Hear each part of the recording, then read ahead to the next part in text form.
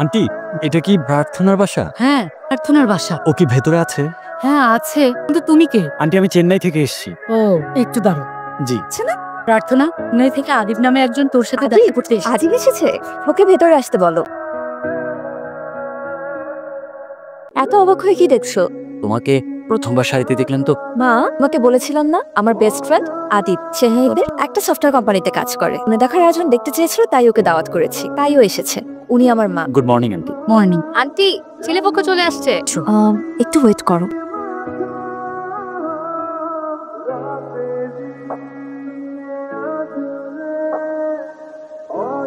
এখানে দাঁড়িয়ে আছো কেন? একটু বসো।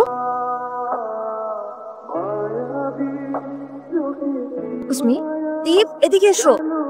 আদিব, ও হলো শশা আর ও হলো আদিব। হ্যালো। চেন্নাই তো ওই কিন্তু আমার সবকিছু। সুপার ব্রো, আসলে মজা করছে। ওকে, ইউ গাইস কন্টিনিউ। না না, চাইলে আপনি থাকতে পারেন। Okay bro.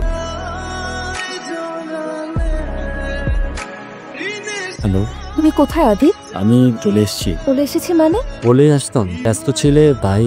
Sorry Adib. Free হয়ে একটা কল দিও, miss you. Miss you two.